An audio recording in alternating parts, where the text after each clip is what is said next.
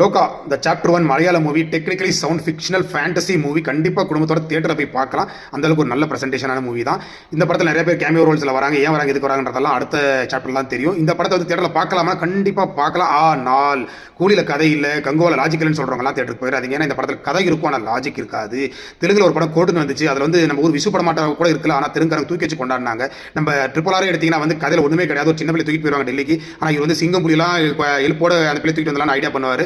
அப்படியே ஒரு தூக்கிட்டு வந்திருந்தா கூட திருப்பி அந்த ஊரில் வந்து அந்த பிரிட்டிஷ்கார தூக்கி போயிருப்பானா. ஸோ கதையிலே தம்மு கிடையாது. அப்படியேப்பட்ட கதையெல்லாம் கூட நம்ம ஆன பார்த்தோம். ஏன்னா வந்து ஏதோ நம்மள வந்து இழுத்துச்சு, அவ்வளோதான். இப்போ ரீசெண்டாக கனடாவில் ரிலீஸ் ஆன சூஃப்ரம் சோலோ ஒன்றுமே கிடையாது பெருசா, ஆனாலும் கன்னடக்காரங்க தூக்கி வச்சு கொண்டாடினாங்க. லோகாவும் அப்படிதான். சில இடத்துல நிறைய இடத்துல ஒரு மாதிரி போர் பொக்கை அடிச்சாலுமே கூட இந்த படத்தை வந்து மலையாளக்காரன் தூக்கி வச்சு கொண்டாடினால இன்னைக்கு எல்லாருமே பார்க்கக்கூடிய ஒரு சூழலை உருவாக்கி இருக்காங்க. ஆனால் நம்ம தமிழ் படத்தில் அது சரியில்லை, இது சரியில்லை, இதில் அப்படி இருக்கு, அதில் இப்படி இருக்குன்னு மொக்கை அடிச்சுட்டு பூரா இண்டஸ்ட்ரியை பாலாக்குறதுக்கு துடிச்சுக்கிட்டு இருக்கும். தயவு செஞ்சு ரசிகர்களை அந்த மாதிரி எதுவுமே செய்யாதீங்க. படம் நம்மளுக்கு 2.5 மணி நேரம் உட்கார வச்சு பொழுதுபோக்கு தான், அவ்வளோதான் நமக்கு தேவை. அந்த மாதிரி படத்துக்கு சப்போர்ட் பண்ணுங்க. லோகாவும் ஒரு அருமையான படம், கண்டிப்பாக போய் தேடல பாருங்க.